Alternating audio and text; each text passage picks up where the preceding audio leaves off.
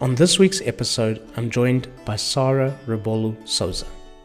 Sarah is a die-hard Benfica football fan and a Lisbon-based lawyer specializing in immigration. We discuss, amongst other things, why and how people from all over the world are moving to Portugal. Welcome back, or welcome to another episode of Portugal, The Simple Life. I'm here with Sarah Souza Rebolo. Sarah, thank you for joining us. How are you? I'm fine. Thank you so much for the invitation. It's a pleasure to be here in your podcast. Thank you.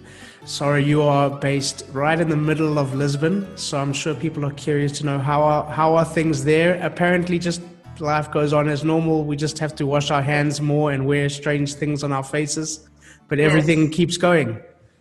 Yes, here in city center, everything is pretty much normal, as much as it can be. We take more time to go to the places, wash hands, take mask, put mask, wait for someone to get out so we can get in. But the noise in the street is the same. We can see some tourists. The subway has people, so it's the normal way. The lunch is the same? Yeah. Oh, that's good. The coffee, the beaker, it still tastes the same? I don't take coffee. I'm not such much Portuguese on that area. I don't like to take coffee. And lunches are a little bit different with less people. Here in the office, we used to have department lunches, and now we have, but in separated tables. Not nice, but it's possible. Okay. So we're going to get into where you work and what you do and all of these things, but start off by telling us a little bit about you. So basically, I'm about to have 33 years old in the end of the month. So I have that good temper of the Scorpion people. I'm married, so I live in Sintra. I'm a lawyer for profession. I'm mostly dealing with immigration and real estate law. And what can I say more? I like sports. I'm from Benfica, of course. No, this interview is over. It's over. And I love dogs. You chose a good team. Of course, it's a good team. It's the best team. I chose very badly. Sporting. Yeah. So you like to suffer. I've suffered. And you are a man of hope. Always. But yeah, I can see that. But my eyes are sad. Can you see that my eyes are sad when I talk about my team? I can. Okay. Tell us about where you live. Sintra is an amazing part of Portugal. Tell us a bit about Sintra and why you live there. Sintra for me is the most magical place in Portugal. Every time I deal with a client or with a friend, I recommend to visit Sintra. Actually, I was born in Lisbon, and then I grew up in Carnaxide, which is part of Oeiras municipality. Okay. And then I moved to Sintra with my parents. Then I got married and I stayed in Sintra, although in a different parish. In Sintra, you can find a little bit of everything. And we have a very specific weather. It's something just people from Sintra know. You have beaches, although not sunny beaches. And you have the mountain. You have amazing and cultural places to visit. And my recommendation is always not the palace, not the castle, but Quinta da Regaleira. It's a must you need to visit. That's the spiral that goes down into the ground. The stairs goes down and it's connected with the masonry. So it's very nice to go and to hear the history behind everything that is built there. It's amazing. It's absolutely beautiful. What would you consider your tehra? So if someone says to you, what's your tehra, which would you that's a little bit hard to say because I work in Lisbon, so I spend here most of my daytime, but I don't like so much Lisbon. I prefer quiet places. I really like Sintra, but I have a huge connection with Carnaxide, that small place where I grew up. In the meantime, my husband is from the north, nearby Porto. My mother is from Algarve, and my father is from Alentejo. Wow. Yeah. That's a real So mix.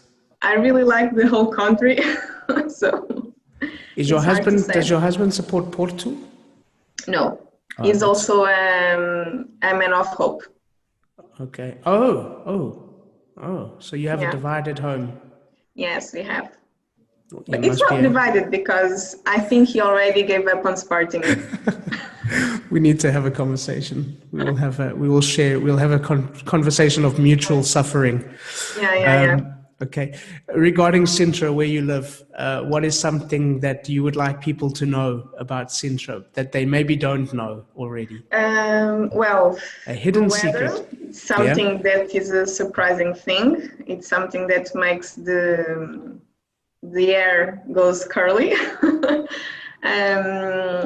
About Sintra, there is a lot to visit. There is a lot to taste desserts, and my recommendation would go to the Fofinhos de Belas. Okay, tell us what that is. Nearby where I live. It's a dessert with cream in the middle, sugar in the top, and very, very sweet. And soft and fluffy. That's why they Yes, call it fluffy. Yeah, fofinhas. it's the word. Yeah. Yeah. For me, it's better than the traditional queijadinhas and travesseiros de Sintra. Every village has got their pastry and their cake that they talk about and that they love. Yeah. It's so difficult to choose the best ones. Yeah, it's totally difficult. It's not possible. No, impossible. Sarah, tell us a little bit about what you do in terms of how you became a lawyer and why you chose this part of the law, the immigration part. So basically, when I was in the high school, we did such exams to see what was our professional profile. Mine was for humanities, so law, journalism.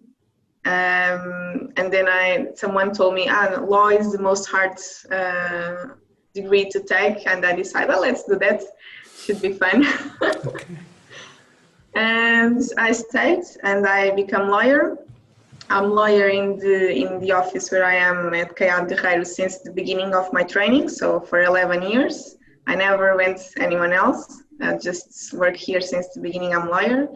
I did my training in labor law and corporate law, and then in the middle I changed to real estate and immigration and became the coordinator of the department and now the partner of the department.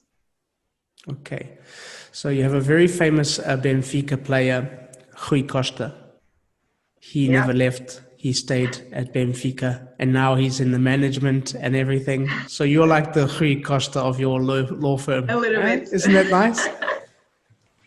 All right.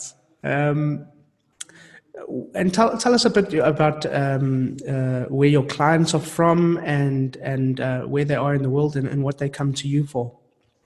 So I work mostly with immigration. So my clients are most of them all foreigners.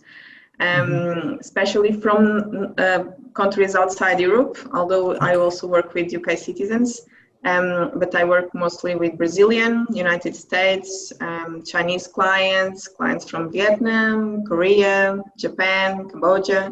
So from where you can imagine, we have clients. It's very challenging. Each client has their own culture according to the country. Each one has their own needs. Each one evaluates different things. So it's different, it's challenging, and it's hard in terms of coordinating. In the morning, I reply to the Asian clients. In the afternoon, I reply to the middle country clients. And in the end of the day, I start to reply to American clients and Brazilian clients. And then the British came along and they made your life even more difficult by going, I want a live answer, and it's the same time zone as Portugal. Yeah. In all of your years doing this now, have you seen a change in the nationalities of people interested in Portugal? I've noticed that with real estate, how people from literally all parts of the world are looking at Portugal as a place. Have you seen the same thing? Yes, in terms of different nationalities, there are more nationalities coming, discovering Portugal, because it's my opinion, before we had the NHR and the Golden Visa programs, the country was not so known in terms of this kind of destination for immigration purposes, investment purposes, tax planning. Most of them, they think we are a part of Spain, or that we are not from Europe, and that we do not have lifts in the buildings or air conditioner. So then they discover Portugal. But in terms of volume, it's still Europeans that come more to buy properties and to stay here. Still, Italian, French, UK people, Germany, yeah. Okay. The thing you mentioned, that people are surprised that we have elevators and things like that. I remember some South African clients very surprised at how nice our roads are, and I don't know what they expected. But with your clients, what are things about Portugal that surprise them, that surprise them in a positive way? Well, besides those things, they are surprised. They always highlight that they are surprised with the people, because they consider people very friendly, very available to help in the streets, to receive in the shops or any place. In the bad side, they, depending on the origin country they come from, they think they are very slow. It's impossible for them to think that they will buy some new glasses and they will not be ready right away, just within some days. So it depends. They become surprised with different things, considering their origin countries. Mm-hmm. Mm-hmm. Yeah, and it's fun to see that. Yeah. Why do you think that Portugal is a place that's so welcoming to people from everywhere? That's one of the things that always comes up with my clients, is it doesn't really matter where they're from, they feel welcome here. Why do you think that is? In my opinion, it regards to the fact that it's connected with our history, with the fact that we went abroad, we will discover the oceans, we went to other countries, and we had the need to feel welcome there. And we learn how to make the others welcome here. So I think it's a little bit connected with that. And also, we are here in the end of Europe. So we like to be visited. We like to have people coming over. Like, we're in this forgotten little corner, so it's nice when people come across. Yeah. We like to receive people. And Portuguese people, they have that need, not only because of our culture, but also because of economic reasons, to attract the foreigners and to provide good services and to please them. So we can see, when we have a lot of Chinese coming, shops, restaurants, banks, they hire Chinese, they translate everything to Chinese. And same things happened a long time ago for UK people, for people from Germany. So we have that need to prepare everything so you can feel here that you can go wherever you want to go, that you can have your life normally. Okay, let's pretend something, because we're going to get onto the technical, boring things like visas and things like that. But let's pretend... This is not a legal podcast. Yeah, exactly. But it's good information for people to know. But let's imagine that people, you're welcoming somebody, let's say, from Germany. Mm-hmm. What are you going to do? You've got a day with them to make them feel welcome and enjoy Sintra. What are you going to do with them? What will you show them? What will they eat? All these kind of things.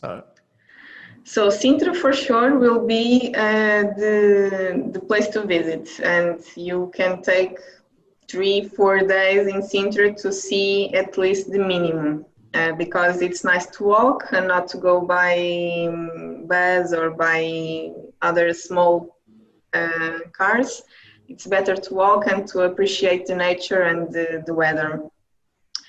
To eat, probably we will go more nearby the beach for the seafoods, of course, because it's a must. Or what we call leitão Oh, in yes. Negrais. And the dessert will be the fofinhos de belas, and probably will be that. And the wine. I don't like wine. I need another guest. You don't like coffee. You don't like wine. You like And Benfica. I chose so bad. This is just not okay. What do you like, actually? I like francesinhas, for instance, from Porto. I like mostly dishes from Alentejo. And my favorite would be arroz de pato. That's good. Duck rice. Yeah. Okay. Duck rice, yeah. There's a place, you need to come visit us in São Martinho. There's a place right across the Largo here from our office that does amazing arroz de pato. Okay. I already visit São Martinho. I like a lot. I already went there 3 times, I think, for weekends. The first time we went to a pizzeria in the Portobello? Probably, and it was like amazing. On the bay? Yeah, on the bay. Yeah, it's Portobello. Yeah, nice place. Yeah. Okay. Sarah, a little bit about some of the residency options for foreigners. This is something that's coming up a lot for people. I think with what's happened in the world with COVID and with how the world is changing, people are realizing that they can work from almost anywhere in the world, that even at a younger age, they can move, they can live somewhere else. So Portugal now all of a sudden is becoming on people's list of places to go and places to live, retire or work.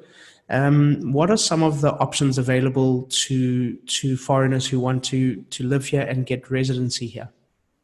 So first of all, it depends if they are from a European country, a Schengen country, or from a third state country outside Okay, Europe. let's get the Schengen people out the way, because I think that's the most simple. They don't have to do too much because they're part of the EU, because they're part of the Schengen. Because we have this free movement right in Europe, most of the people, they just move from country to country without doing any formality. Which is not mandatory, but it's recommendable, especially now for British people. And they should file the request to have their registry certificate as a European citizen until the end of the year, so they can have valid rights after Brexit in terms of education, work, health, etc. Okay, so that's for British people that are living here now. And the ones that are living and have not yet get that certificate. Okay. Because it's that certificate that can prove and that can give them the residency title to stay here after Brexit. Okay. So British people need to get the residency certificate now before Brexit. Yes. In order to be able to continue living. And living the here. ones that already have it, see the validity to renew it, or if they have already for 5 years to request the permanent residency, or the Portuguese citizenship if they can speak a little bit of Portuguese. It's not a difficult exam. I did it, and it was fine. So we should be doing the interview half-half. Okay, another time. So, regarding the people that are European, that are in Schengen, so French, Spanish, Italians, what do they have to do in order to live here? Do they have to apply for any particular residencies, or can they just live here with their European passport? No, they can just live here with European passports, and if possible / recommendable, do that certificate, that registration in the city hall. It's a very simple process, and they will get the documents that confirms the formal residency. Okay, so that is recommended, that they do get a residency certificate of some kind. Yes, yeah. But it's a very easy process for them. Yes, it's nearby the city hall where they live, where they have their Portuguese address, and they just need to present the Portuguese taxpayer number, the Portuguese address under their name, and personal documents. Okay, gotcha. Next, people outside of the EU. People outside of What the is EU, available to them for living here as residents? it's more challenging because that's part we are speaking about immigration programs. And I should start by saying that immigration is bureaucratic in any place, in any country, so here in Portugal also. But Portugal has one of the most flexible immigration legislation, let's say. So foreigners from third countries, they have different options. The most popular in this moment is the Golden Visa. It's a program that they get the residency by doing an investment in Portugal. The program probably will be updated in the beginning of 2021.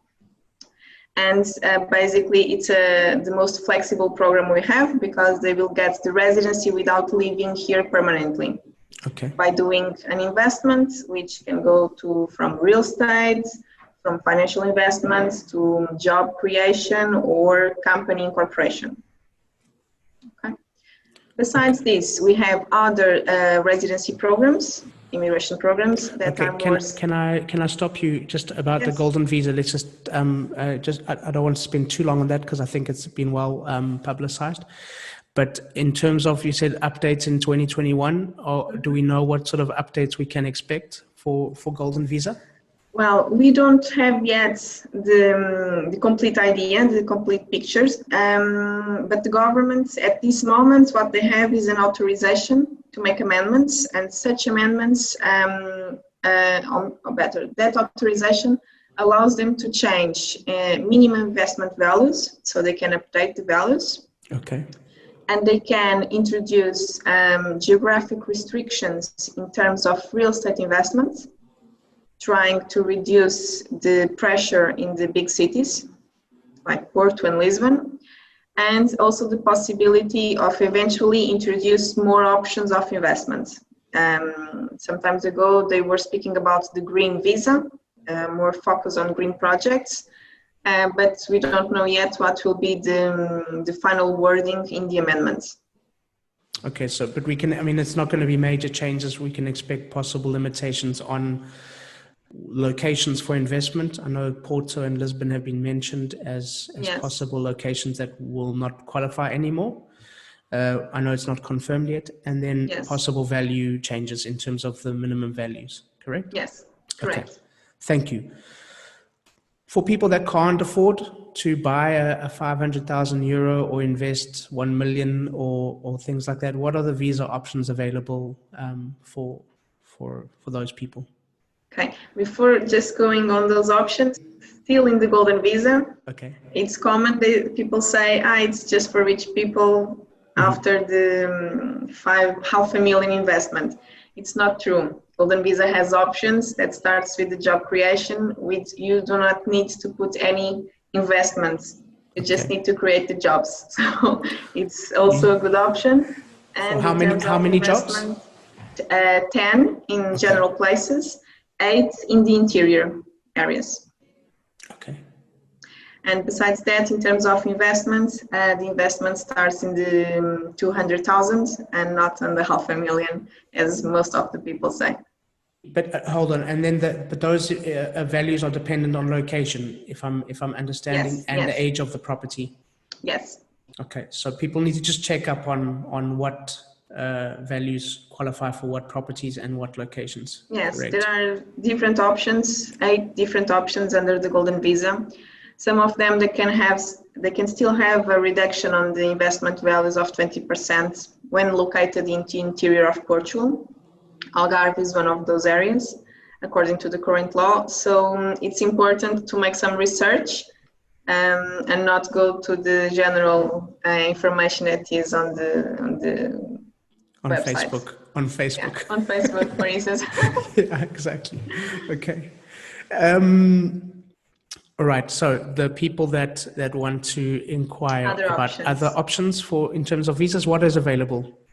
So you have options that we can classify to work, to study, or to make any kind of projects in Portugal. So you have the general ones for people that want to have the higher education here in the universities. You have options for what we call high qualified people. people that wants to work here under what we call higher job positions. You have specific programs for that we call startup visa for people or a group up to 5 that want to come to Portugal to develop here a certain innovative project. And besides this, I can also highlight the entrepreneur visa, which basically is the one that allows people to provide independent services in Portugal from their own personal provision, but also the ones that want to incorporate a company here and run it to develop an economic activity. And the D7 visa, which is the passive income visa for people that have passive income, dividends, real estate rents, or that are pensionists, retired people that just needs to come to Portugal without any kind of investment by showing that they have that passive income to support their life here in Portugal. Okay, I'd like to unpack a couple of those just for the people that could be listening. First of all, the D7 is, from what I've seen, is sort of the most common one that people are looking into. So as you mentioned, it's for pensioners, or not only for pensioners, but people that are earning a passive income. Okay, so Correct. Of any age. Rent of any age, rent, shares, pension. Yeah. Now, as far as I know, they can start the process while they are in their home country. Yes, in that case, the process is mandatorily starts abroad. So it's what we call a 2 steps process. A first application in the residency area at the consulate, the Portuguese consulate, by getting a residency visa. That visa will be valid for 4 months. During those 4 months, the applicant can organize their life and move into Portugal. Here in Portugal, he will do the second step, which will be before the immigration office, so dearest entity for all of us, where they will apply for the residency permit. The first residency permit will be valid for 1 year. It's a card. And after that is renewed every 2 years. In the end of the 5th year, they can apply for the permanent residency, 5 years card, or for the citizenship. If they pass the Portuguese language test. If they pass the Portuguese language. Ok, muito but bom. We have good schools. Não é difícil. Não é não. No. Okay. Right. With that card that they get and I'm assuming that it will be the same depending for all of these different visas, they get that first residency card that entitles them to everything that a Portuguese citizen would be entitled to in terms of medical and things like that, correct? Yes, except political rights. Except we can't vote. They can't vote. No.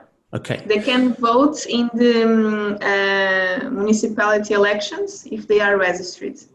Okay. Okay, so they can vote for sort of the mayor of their village if they want to. Yeah. Okay, because I'm going to run for mayor one day of my village. It's only 50 people in my village, so I have a good chance to win.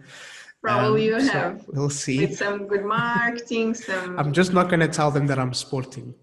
Probably not a good idea. Yeah. And then also, does that entitle them to be able to travel throughout the Schengen as well with that card? Yes, the cards in Europe, it works as a Schengen visa. Okay. So allows you to travel for 90 days. So with that card and the passport, they can go to... They can conquer the world. They can conquer the Schengen. All right, good stuff. There's another one that you mentioned, the entrepreneur visa. Entrepreneur visa, it's the D2. Okay, D2. Tell us a little bit more. You don't need to go into too much detail because I would prefer people contact you directly and talk to you about this, but just give us a little overview. As the same process, so it's a 2-step process, starts abroad and is concluded in Portugal.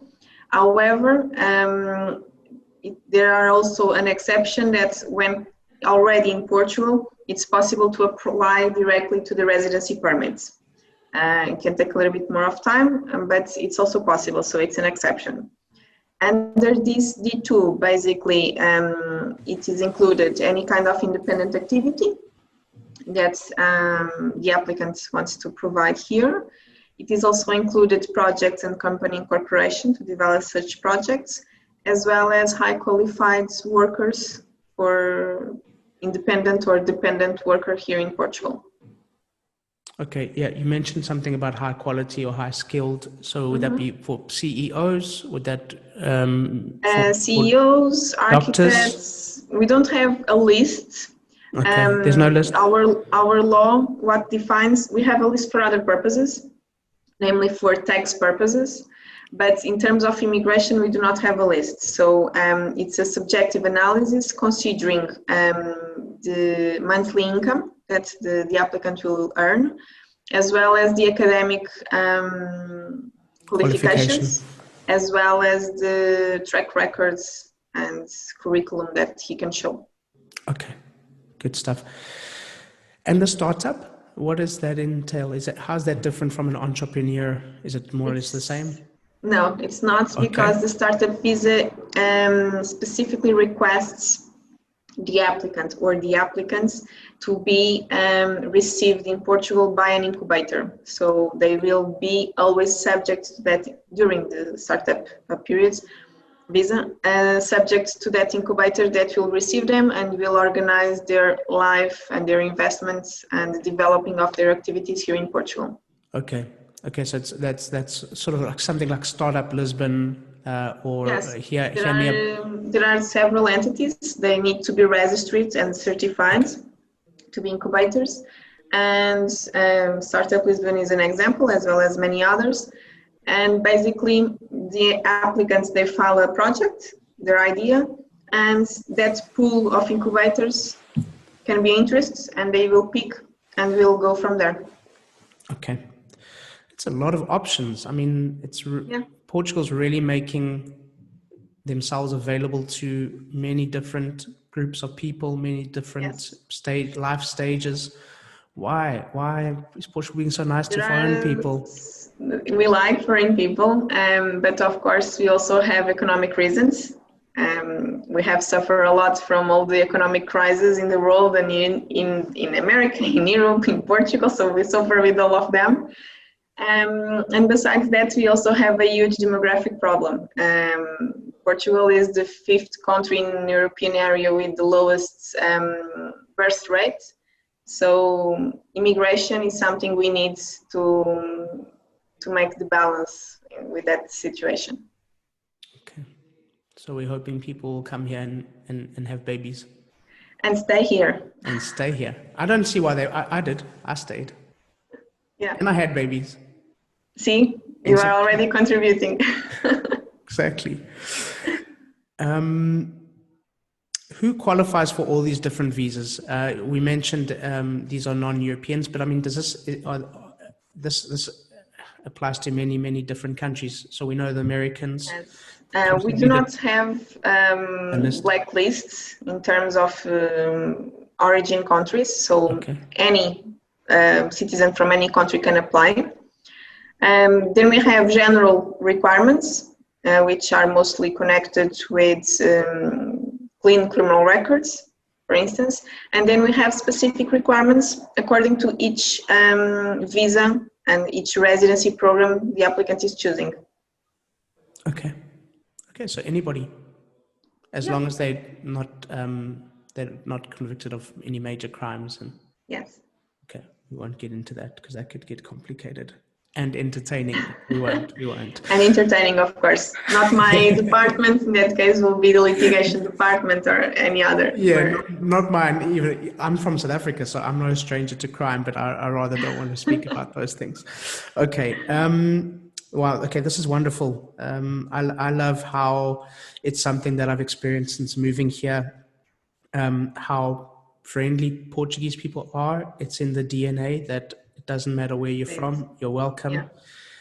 And my clients over the years have felt that as well. And it's something I'm proud of, to be a part of this country for reasons like that. What makes you proud to be Portuguese? I really like Portugal. When I go abroad, and I like to travel and to know the other countries. But when I return, the best part is when I returned and at the airport, I start listening Portuguese and I say, oh, I'm home. Portugal has a lot of things that make us proud. People, the food, the places you can see, the ocean, the beaches.